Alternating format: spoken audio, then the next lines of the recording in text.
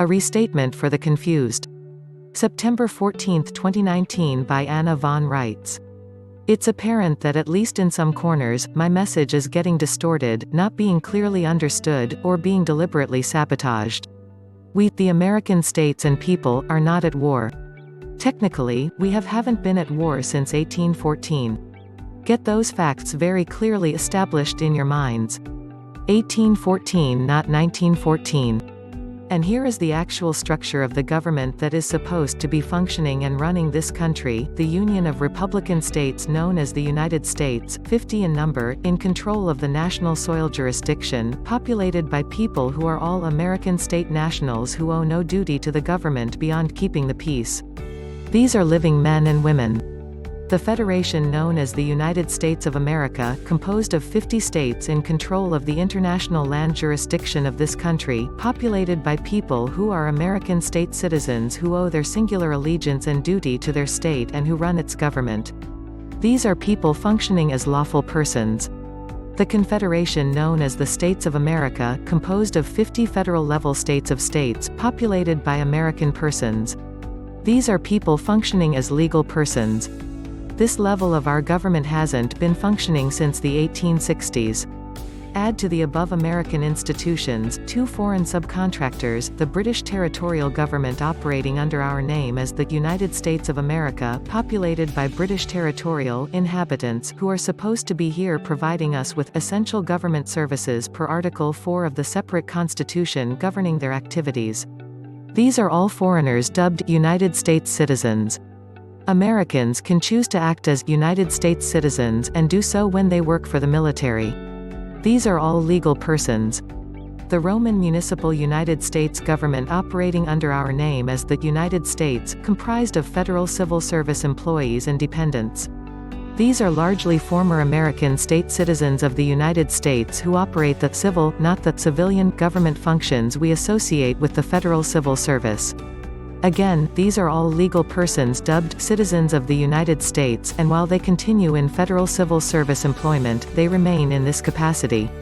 Okay? Got that much firmly fixed in your brains? The American part of the federal government hasn't functioned since the 1860s. All the federal functions were taken over by the British territorial government operating as the United States of America on an emergency basis as of 1868. Our country has been run as a British territorial military protectorate from 1868 to 1976, when the perpetrators of this situation handed the protectorate over to the United Nations. At the conclusion of the American Civil War, which was in fact not a war, but a mercenary conflict like Vietnam, this interloper published a new constitution, for itself modeled on and very similar to the actual territorial constitution.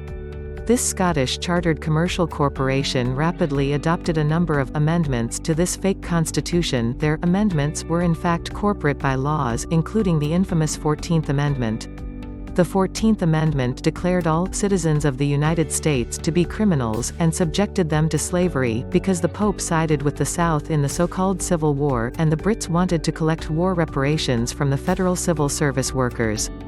This cold commercial mercenary war between these two groups of foreign governmental services contractors has been ongoing ever since, even though the Scottish interloper went bankrupt in 1907 and whatever slim legitimacy its constitution, including any amendments, had vanished with it. Our actual states, the members of the Federation of States doing business as the United States of America, were never involved in any civil war. We can be sure of this because 1. Our states are not civil entities. 2. No war was ever declared by our Congress.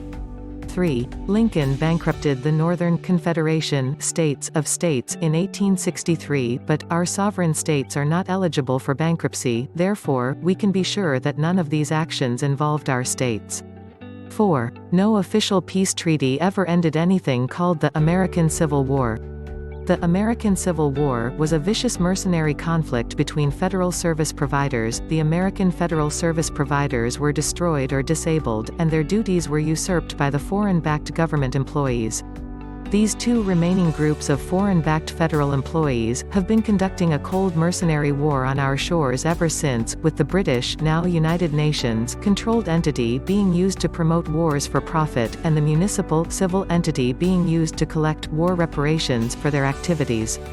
To make this work for the benefit of the perpetrators, a complex and now mechanized constructive fraud scheme has been used to kidnap Americans and mischaracterize them as federal citizens, both United States citizens and citizens of the United States. Basically, we have been illegally and immorally press-ganged as babies in our cradles. The point is that these are our employees doing this to us, and their managers, the Pope and the Queen, owe us due diligence under both treaty and commercial contract to make sure that nothing like this ever happens. Period. At all. They are both in gross breach of trust. The collapse of the Confederation of the Federal States of States had nothing to do with us, beyond the fact that we should have been alerted immediately and assisted to reorganize new business entities to perform the duties assigned. Instead, the Brits secretively substituted their own franchises, substituting their territorial states of states for our federal states of states. They usurped upon our authority and expanded their commercial service contracts via an undisclosed process of assumption without our knowledge or consent. To the average person on the street, the only change that was observable was a change from receiving services from the state of Wisconsin to receiving services from the state of Wisconsin. And so the American people have been cullied and gulled by their British-controlled and now United Nations-controlled employees, used for gun fodder in foreign wars for profit, and then made to pay the cost of those wars when they got back home. Do you see the scam now? Finally? The Brits get us into the wars, we fight them, then we pay for them, and the Brits and the Pope reap the profits. The Brits reap it directly as money and credit extorted from us under the false legal presumption that we are municipal civil service employees owing perennial war reparations under the bogus corporate 14th Amendment. The Pope reaps it indirectly via backdoor payments from the Brits. And both of these governments are supposed to be our allies, our friends, our protectors and trustees under contract, committed to providing us with good faith service, perpetual amity, to be defenders of our national trust, and if we hadn't pulled their chestnuts out of the fire in 2 world wars, they wouldn't even exist anymore. This is the thanks we got. This is exactly what went on in the 1750s with the French and Indian War, and exactly what the colonists, including George Washington, objected to and which led, among other factors, to the War of Independence. We fought that war for the Brits and they rewarded us with punishing taxes, as if we were the enemy. It's the same exact circumstance, and only a slightly more sophisticated scam was used in constructive fraud to gain the desired result: Americans forced to fight their wars for them, then pay for the cost of the wars, and they keep the profit.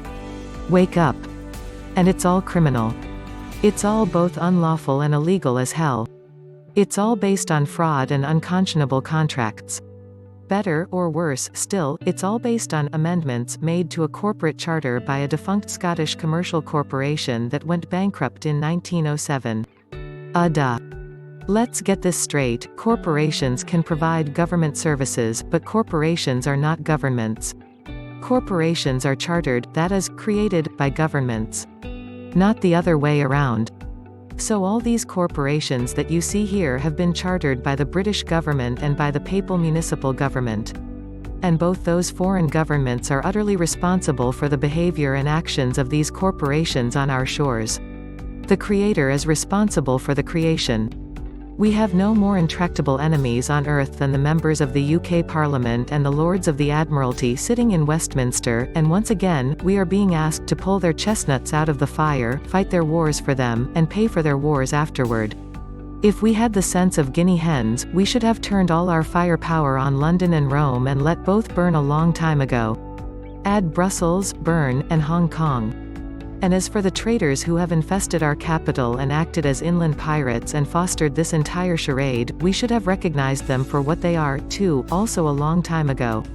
Since when do political lobbyists hold the strings to the public purse in this country?